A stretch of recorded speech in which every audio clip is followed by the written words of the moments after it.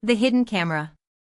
Leo was a quiet man who worked as a security guard at the Sunnyville Art Museum.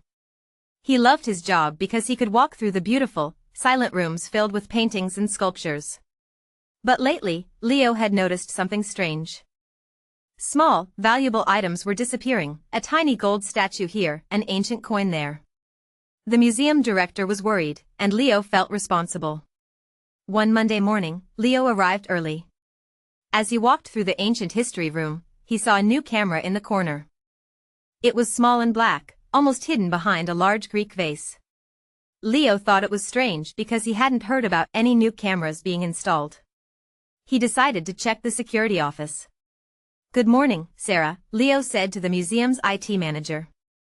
"I saw a new camera in the ancient history room. When was it installed?" Sarah looked confused. "What new camera? We haven't installed any new equipment this month." Leo's heart beat faster. If the museum didn't put the camera there, then who did? He and Sarah went to look at the camera together. It was definitely a hidden camera, pointed directly at the museum's most valuable display, the golden sun diamond. "I need to check the security footage from yesterday," Leo said. He spent the next 2 hours watching the recordings from all the official cameras. Nothing seemed unusual until he saw a tall man in a blue jacket standing near the diamond display for a long time. The man didn't steal anything, but he kept looking around as if he was checking for cameras. That evening, Leo decided to set a trap. He told the director about the hidden camera and his plan. The director agreed to help. The next day, Leo placed a fake golden sun diamond in the display case. He put the real diamond in the museum's safe. Then he installed his own hidden camera facing the suspicious camera. Now he could watch whoever came to check that camera. 2 days passed without anything happening. Leo started to think maybe he was wrong. But on the third day, his phone buzzed during his lunch break. The motion sensor on his hidden camera had been activated. Leo rushed to the security office and watched the live feed on his computer. A woman with red hair was standing near the Greek vase. She was wearing a museum staff uniform, but Leo didn't recognize her. She reached behind the vase and took out a small memory card from the hidden camera. Then she put in a new memory card. Leo now understood, the thief wasn't stealing during visiting hours. They were using the hidden camera to study the museum's security and the guards' routines. They were planning something big. Leo called the police quietly. Officer Miller, who had been investigating the museum thefts, arrived quickly. They decided to follow the woman with red hair instead of arresting her immediately. They wanted to catch the whole team. The woman left the museum and walked to a small coffee shop across the street. Leo and Officer Miller watched from a distance. The woman met with 2 men, one was the tall man in the blue jacket Leo had seen on the security footage. The other was someone Leo knew well, Mark, one of the night guards at the museum. Leo couldn't believe it. Mark had worked at the museum for 5 years. He was always friendly and seemed to love his job. But now he was sitting with these suspicious people, laughing and drinking coffee. The police put tracking devices on the thieves' car and continued watching them. For the next week, the thieves did nothing unusual. They went to work, shopped for groceries, and lived normal lives. Leo started to worry that they had given up their plan. Then, on Friday night, Leo was doing his final round before closing the museum. He saw Mark talking on his phone near the staff entrance. Leo hid behind a statue and listened. "Everything is ready for tomorrow night," Mark said quietly. "The alarm system will be off for exactly 15 minutes at 2 a.m. That's when we'll take everything." Leo's hands turned cold. Tomorrow was the night of the museum's big fundraiser event.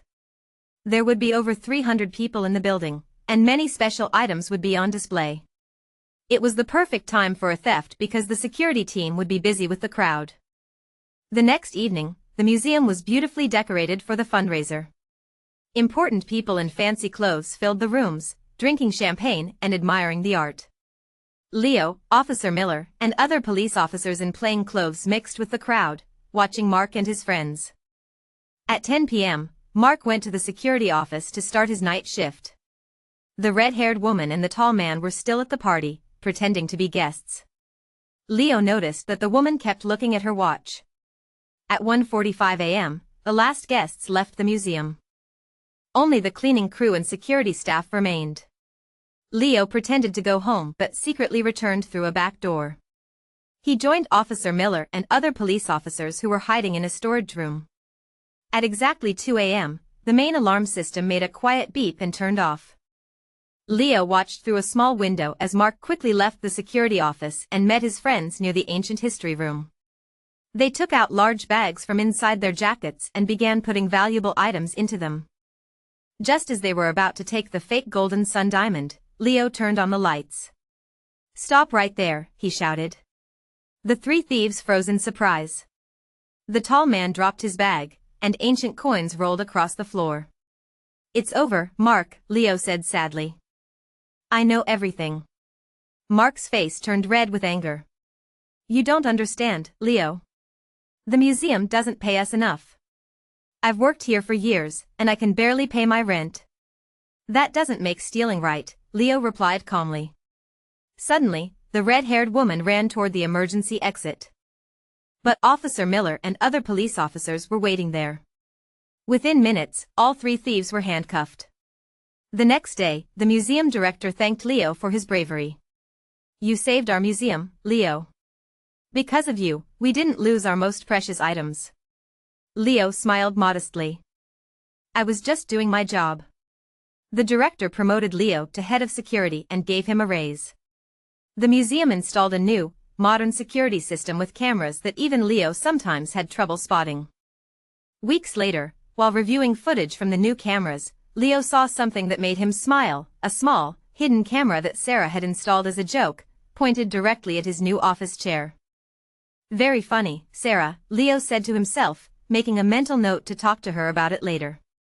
After everything that had happened, he believed that some hidden cameras could actually be a good thing, as long as the right people were watching them.